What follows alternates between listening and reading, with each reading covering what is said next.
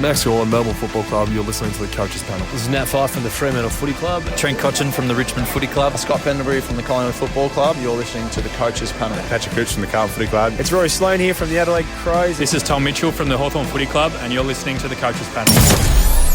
Hey friends, you got MJ from the Coaches Panel. I hope you're well. You're going to get these from us every single time Ultimate Footy drop a brand new bunch of DPPs. What we love talking about is not just the salary cap formats of the game, but the draft formats. Our preferred format, Ultimate Footy, of course. And we've got our draft spurt from the Coaches Panel on this episode to talk through all, and this is not a mistake, 15 players, Jimmy, that we've got in Ultimate Footy that now have an additional position. Jimmy, mate, how are you, my friend? Hello, MJ. Hello, listeners. I'm doing well. 15 is exciting. I'm glad they've got some volume. They're not all entirely relevant, but volume is nice. It's flexibility. Yeah, look, the worst thing about these DPPs is with one of two things happen. They give us ones that nobody cares about, or they miss blindly obvious ones and just choose to not give them to anyone in the ballpark. So, look, the thing with DPPs, I suppose we should talk about right off the top, is there's always going to be an owner in a league that has this perspective. How could they have missed insert player's name? That's just going to be common for the par, isn't it? After round 6, after round 9, after round 12, after round 15. It's just common how this plays out, isn't it? Every time. Oh, bloody hell. And people love to complain. You see it across everywhere on social media. It's why didn't they do this? Why did they give it to him? And it's, swings and roundabouts. It is what it is. We all got the same rules, and it's just part of this game is just dumb luck sometimes. And if you're lucky enough to hold the ones that get it, good luck to you. Yep. And if not, then so be it. But you can't draft with that in mind exactly. So you play with what cards you're given. It's true. Look, some of these guys that we're about to talk about, the 15 players, again, they are already available in the game now. So you can go and check them out. A full list and breakdown I've given for you at coachespanel.tv. You can go and check that out. But if you are in the game and these players are not currently drafted, they are automatically going into kind of the waiver wire rules, isn't it, Jimmy, where they're locked out in contrast to everybody else. Again, maybe there are some leagues that just choose to have things open, but for the common Ultimate Footy player, they leave it open, they lock away these players, and you've now got to use a waiver wire bid to guarantee yourself best chance of securing one of these guys. And to be fair, some of them don't waste the waiver on, whereas one or two, maybe. Let's go to one of the big additions in terms of what they're currently delivering in scoring. Nick Hind, the former Saint, now Bomber. He was originally given us just forward status, but they recruited him from St Kilda to replace Adam Sard, currently averaging 93. He's doing more than what I reckon owners kind of hoped when they picked him up on draft day. Oh, absolutely. It's no one was picking him expecting 90s. It's, again, happy days if you did. Makes him very, very relevant as a defender, but as a forward, he was very relevant with that sort of scoring already. So the challenge for that, of course, is to keep it up, but having that flexibility to drop him forward or back now is very, very handy. Yeah, look, you're probably more likely in a position that a lot of coaches are this year, where his best position in terms of how it's going to help you on field is probably still playing him through the forward line. There's more defenders that are 70s most weeks that you can grab more easily off the waiver wire that are consistently 70-plus guys than there are forwards. But again, there's some uniqueness in every side that maybe someone loaded up heavy on forwards and their back line is the one that's struggling for them. So every coach and every side's different, but it's probably the forwards is where you're most likely to play him. Oh, more than likely, for sure. The other thing that it does, though, too, is boost up his trade value. So whether you need him or not, forward or back, someone else is bound to need him probably more than you do, if in one, if not both of those positions. So go flog him off in a trade if you can. Yep, I like that. Scoring at 90s, I'm not sure is sustainable for him either, but if someone's willing to pay that, go and, make hay while you can. Absolutely. Next player we got, while we work our way through the players that have gained back status, Sean Lemons. Let's keep this quick. He's averaged 3 scores in the 60s, so that's positives. 360s. Consistency. It's consistent.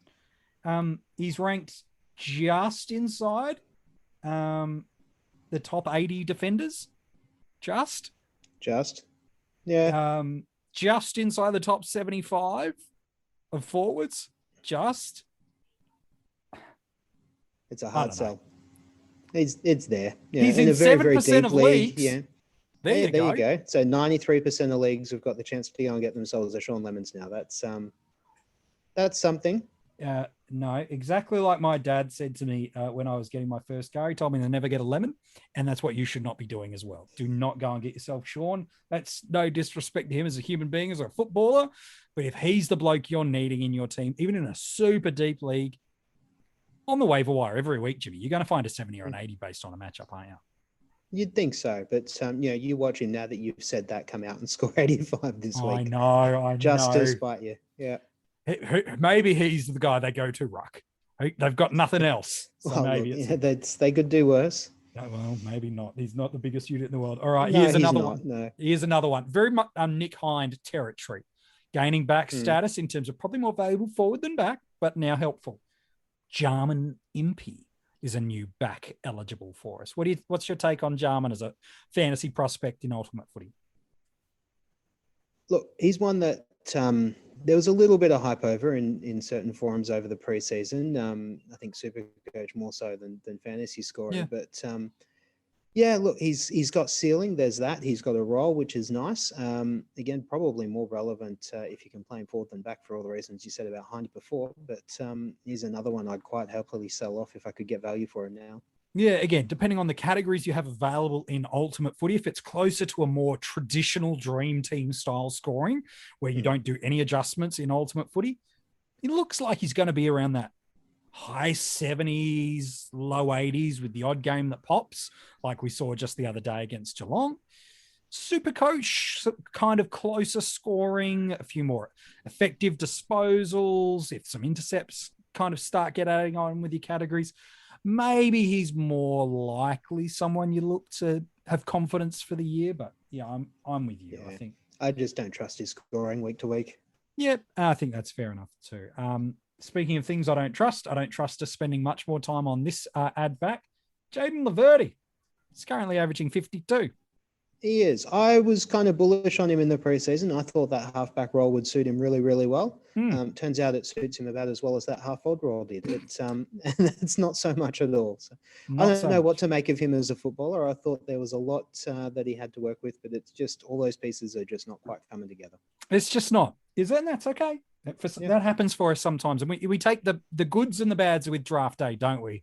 Where we take these flyers and late picks and we kind of go, please work out, please work out, please work out. And we'll talk about one of them that has really worked out, that has gained a new position later on in this episode. But Laverty, if he's still in your team, just cut your loss and go to the waiver wire. Maybe trick someone that he's got back status. I don't know. Good luck to you. Last three guys that have gained back eligibility. Slight improvement on Laverty. Tom Atkins, forward, back. What's your take on Tommy Atkins? Yeah, that's not a whole lot more improvement in my book, but again, if you've got him already, that's all well and good, but he's not one I'd be rushing out to use an RFA bid on. No, look, it depends on the depth of your squads and leagues and what's needed there. You'd think the Cats love his defensive pressure, and that's why he's got that new role. If Geelong get their possession game going, there'll be games where he pops an 80 and a 90, but I think he's more likely to be that sort of 70s guy at best. Yeah, at best, I think, yeah. All right, there's two to go left in our back line. This one's interesting. But again, I think it's more because of the forward component, but I'm interested in your take. I'm talking about Jaden Hunt, because you look at the average and you go, no way. Why would I want a bloke that's averaging 70? But in the past two, he's gone 80 and 93. Yeah. What's your take on him? Well, look, 70 forward now back as well. Yeah, 70 is not terrible for your forwards and backs this year, I think. Yeah, for most teams, that'll squeeze into your fourth or fifth spot on field for many. Particularly someone like Hunt with a bit of ceiling about him, that's where you get that value. And so when you do get the chance, and particularly with a rolling lockout in most leagues for Ultimate Footy this year, if you do get the chance to use him as a bit of a loop option, as a utility, or as a forward or a back where you've got enough players in your team in that particular line that you can use effectively, then there's potential in that because he's got some sort of ceiling about him. He does have a record of popping off the odd 100 here and there.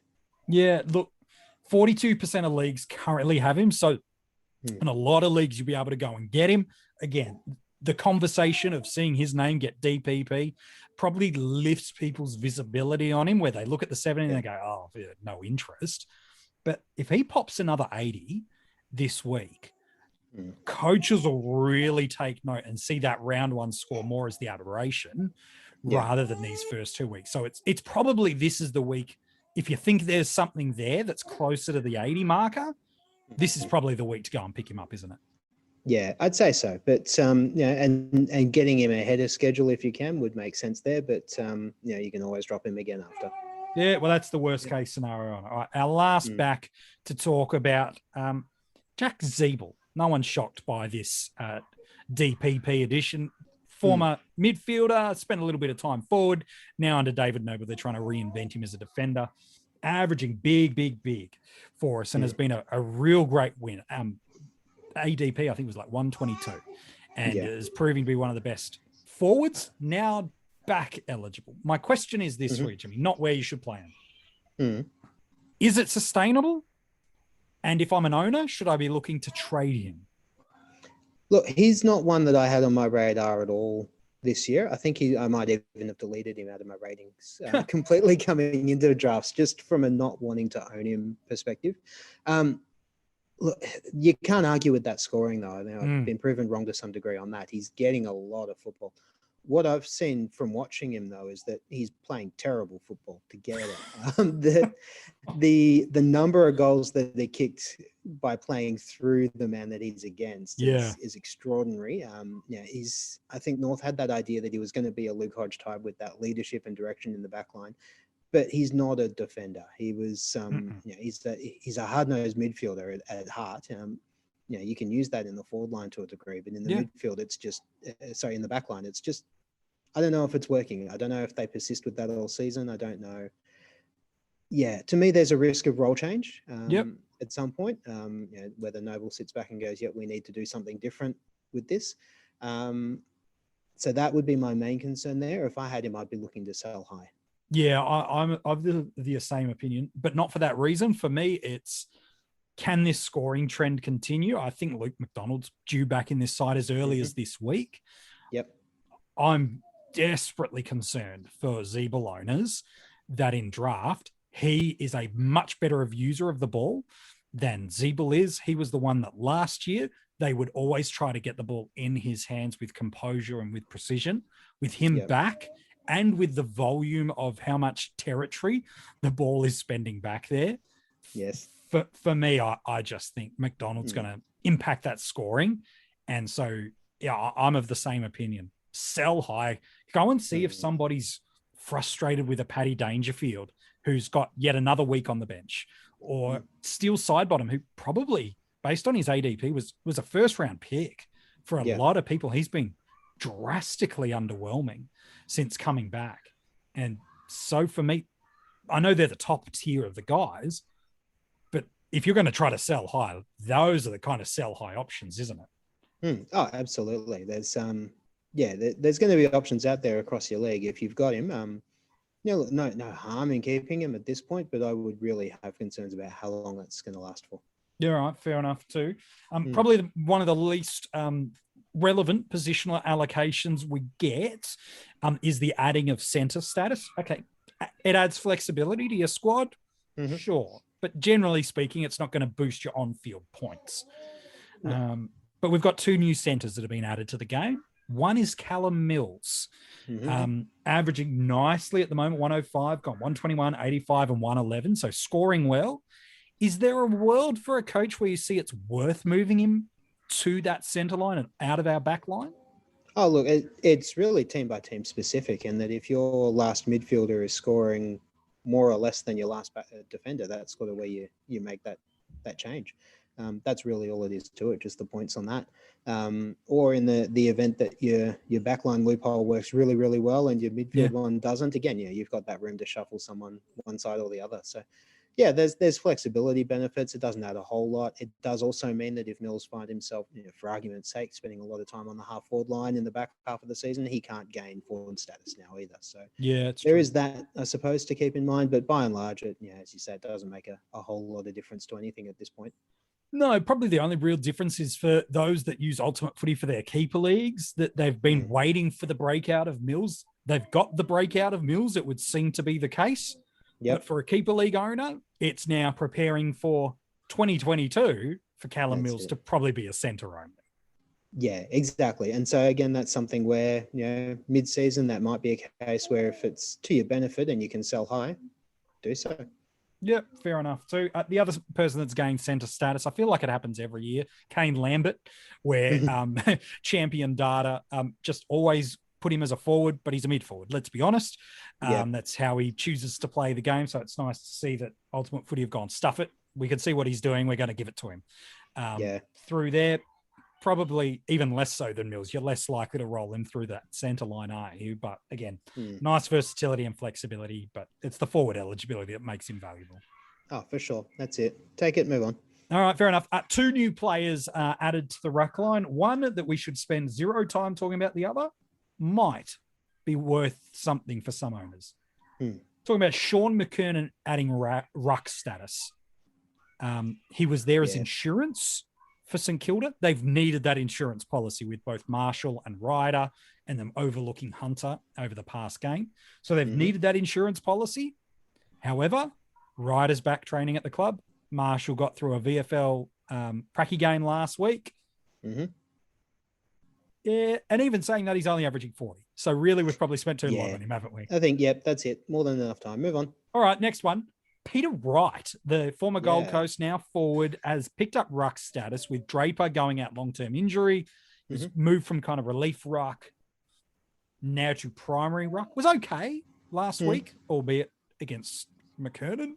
So it didn't have you'd want to go okay. So 76 was okay. And his next four, he's got Sydney, Brisbane, Collingwood, and Carlton. Yeah.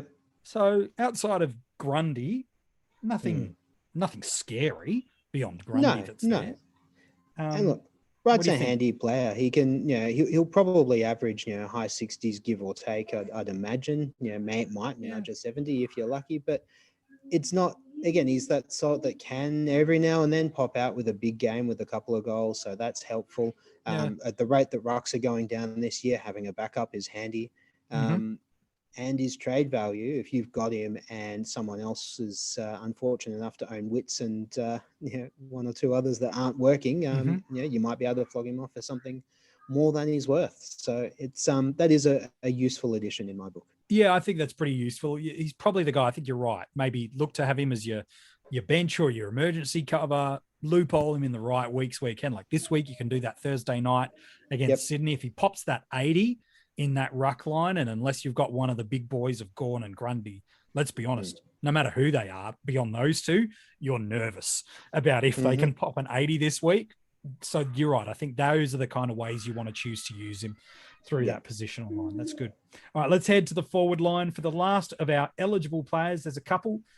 Speaking of guys, I feel like I write about and we talk about every year gaining a position. Cale Hooker is another one. He's either starts as a defender, plays forward, and we award forward status thanks to Ultimate Footy, or conversely, we go the other way. Starts as a forward, plays back with Essendon, picks up back status.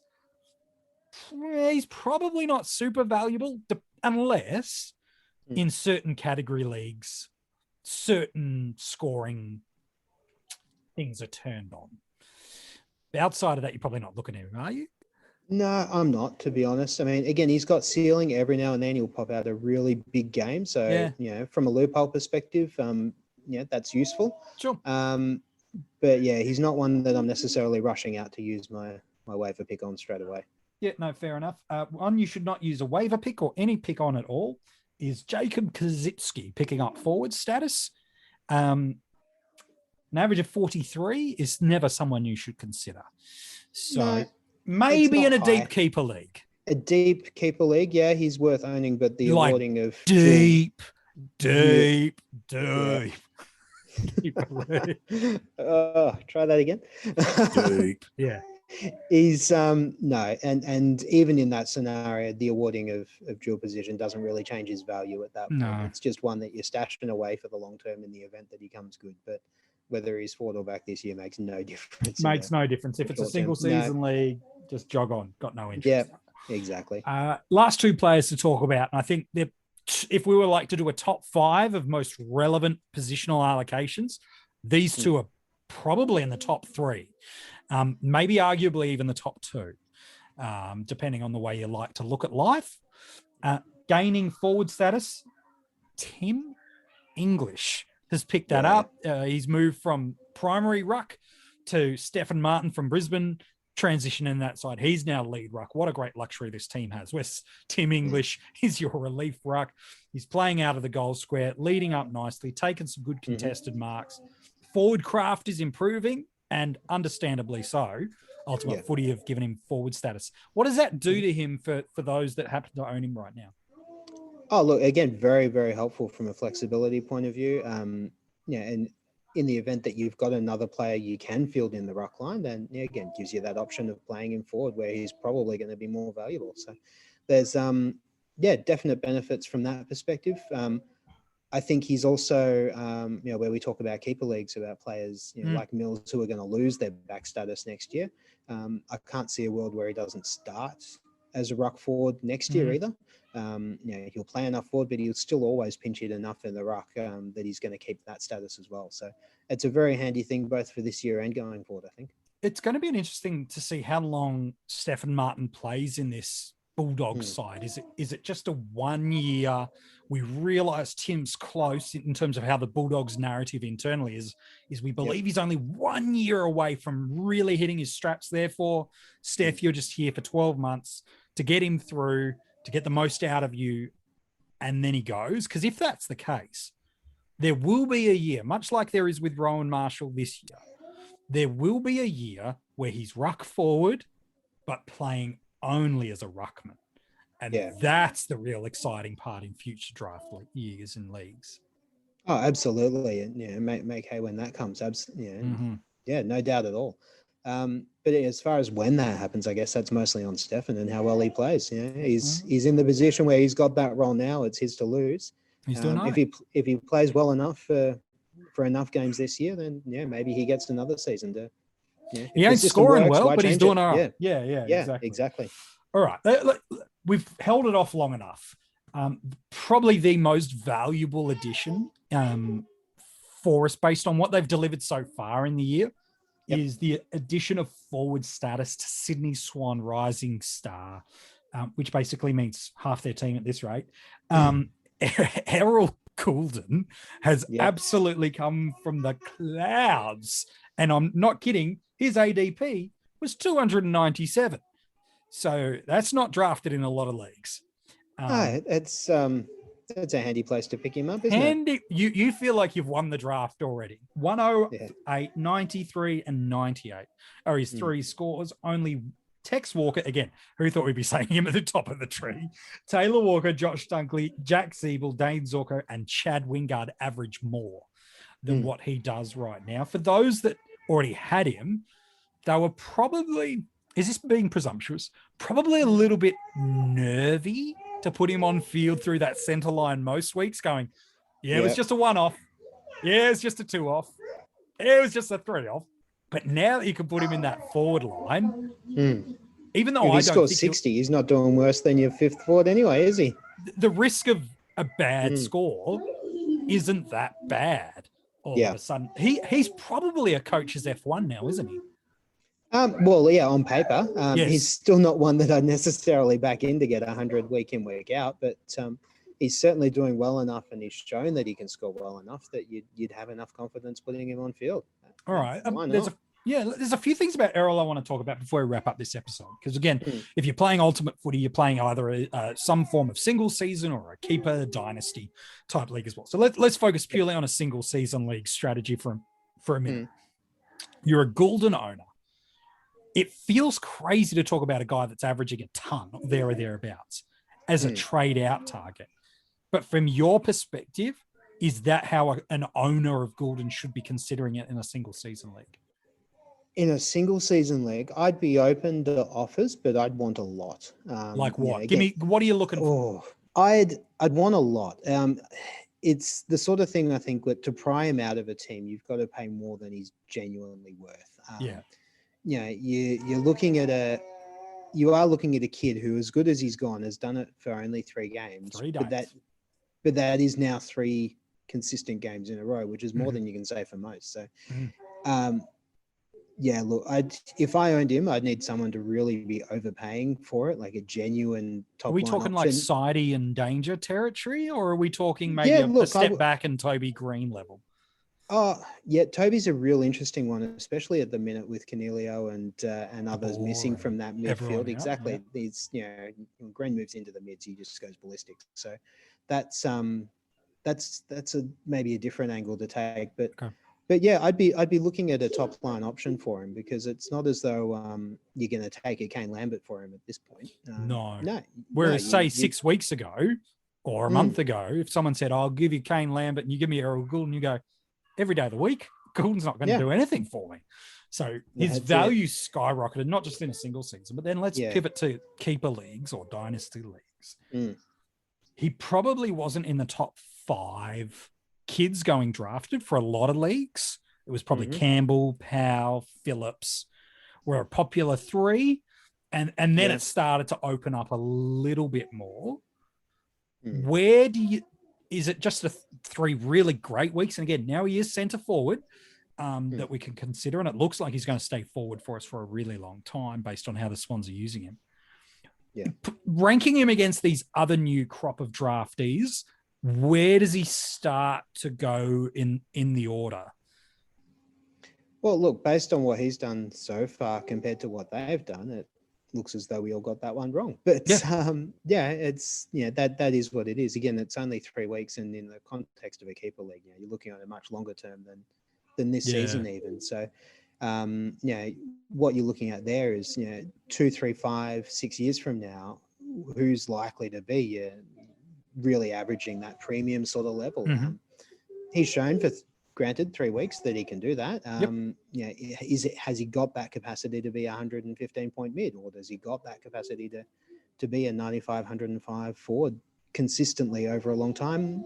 I don't know. Jury may be out, but he's certainly shown that he's got that capability, and so that's what he's got to be sold at if there's a trade to happen in that sort of format. It'd feel crazy though, wouldn't it? If you're a keeper league owner and you've netted Goulden from potentially quite a way back from where these other first round croppers gone. I was in a keeper league where he went top 5, and at the time I was like noob, and now I'm like, yeah, no, that's fair shout. Well done to you for being able to do that. But you've seen an average of basically 100. You've now got him in your forward line. It'd take a fair chunk for the keeper league owner to go, yeah, I'm going to move him on. Yeah, exactly right. It's unlikely unless you're really overpaying for it. And there might be a Sydney fan that just goes, I want him and I'll pay any price. And all of a sudden you go, I'll take Tim Taranto, and they say, fine. Like it's that level of, I think you're serious. Okay, sure. Like you've got to feel like you're absolutely winning to make it work in a keeper day. Oh, absolutely. So it's, I wouldn't expect to see him move too often in the next few weeks for sure. No, that's fair enough too. All right, Jimmy. Hey, thanks for your work today on this episode. Yeah, no worries at all, mate. I just wanted to mention quickly too, while we're on these sort of things, that as we came off at the top, they've given us 15, which is more than they usually give us. Yeah, normally it's about 7 or 8, isn't it? Yeah, that's it. They've missed a few that maybe we had thought beforehand. Who did you they think? were sure to get it. Bailey Dale, did you say? Bailey Dale was one that we thought would be a sure thing to get back status. Maybe not this time, but next time perhaps. Maybe around 6, couple more. Okay. And at his scoring level, he's not setting the world alight, and but still, it's handy, very handy. Sure. Yep. Fife has only played 2 games, so he couldn't get it yet. I reckon he's more likely to be round 9. And the only reason I say that is if he pops a 35 disposal game, that flips the ratio out. They're normally looking for around about a 70% roll change or close enough to. So, I'm with you. I think Fife's Not It's yet. not happening yet, no. And we've seen that before with them, and even now, the big names, they're hesitant to move straight away. They want to Yeah. see a consistent, measured approach on that for a number of games, not just the 3 that they're eligible for. I think Mark Murphy Ford is the thing that will probably happen at some point. Yeah, if round 6 Sean feels right. Higgins hadn't got injured, and he Yep. probably would be forward Yeah, good shout. fairly soon. And Heppelback will be another one. Again, he's only played 2 games, hasn't he? A Exactly. couple more names I want to throw and get your kind of take. Yeah. We've already flagged Bailey Dale. Taranto, I flagged him in the article, but that Yeah. role change mid-game's probably squashed that, hasn't it? It has, and again, I think those injuries that the Giants have got will mean that he's more likely to spend more time in the mids now. Yep. And being such a big name and a proven top-line midfielder, they're always hesitant to give those, especially in the first half of the season. Yeah, So normally it's- they wanted 6 yeah. games of data for the big names. And now Goulden could Yeah. change fortunes for some massively, but he's a 3-game player, not an established premium as a That's it. midfielder coming to another Yeah. line. Exactly. And someone like Taranto getting forward status, that really changes the balance of a league pretty quickly. So it's I think that's the right approach. That they need more data for those bigger sort of names. Yeah. Yeah, because that is a huge game changer for someone to Mm. get what Taranto could be is 100 forward Yeah. or even a 5. You want to make sure that's there. Yep. Dacos, not the future one Yeah. that's going to be number 1 pick. Josh Hmm. seems to be playing a bit small forwardish. Do you think again that's the He reason just does. for the hold, just to see if it's real? Yeah, I don't know. It's one that I felt a little more confident on than some of these other names happening. It's not like he's a top line midfielder at the minute Yeah. either. Coming in, and certainly the way he's scoring at the minute is not at that upper echelon either. So, yeah, that's one I think is more likely to happen than not if that role continues. In 3 weeks' time. Yeah, I think that could be interesting. What about Devon Smith? Mm. He's a weird one for me where he never feels like he plays in one position enough to No. possibly get it. Is that, again, something going against him here in this game? Yeah, well, as you say, they like to see a 70% kind of change for that sort of level. He's the type that does just sort of sit himself wherever he feels like he's needed, it seems a lot of the time. And so, yeah, I don't know that he's got quite enough to gain that. And again, even if he did, they'd probably want to see it consistently for 6 weeks or more. Yeah, fair enough. Look, Zach Butters might be getting close to mid-forward status, but he's still spending quite a lot of time forward.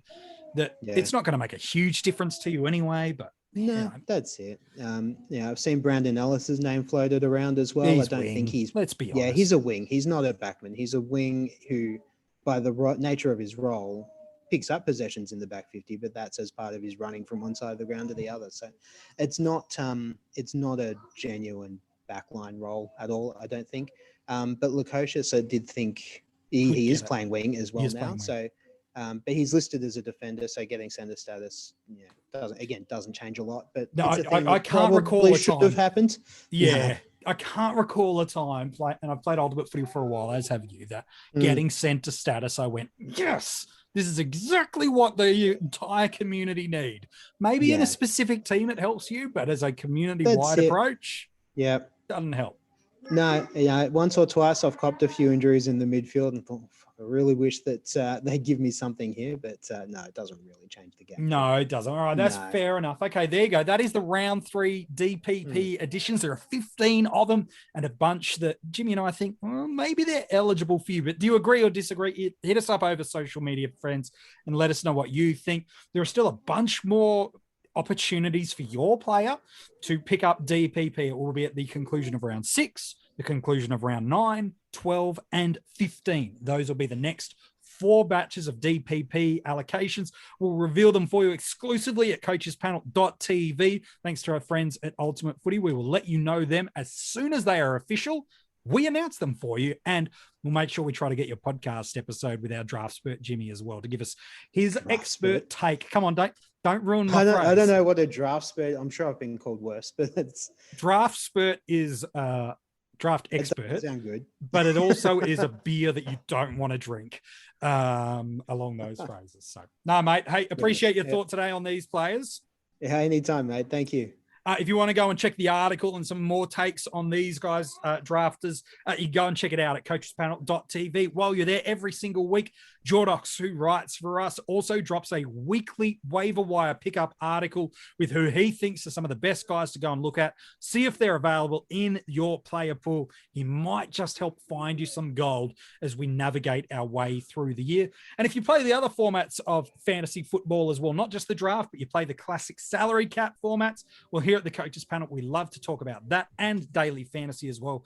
So you can make sure you check out this podcast wherever you're listening to it now. You can go back and check a bunch of other stuff that we've been doing right throughout the preseason, or some other articles. All can be found at coachespanel.tv. All right. In 3 weeks' time, we're back talking about the next bunch of DPPs, but I wonder who's going to get it.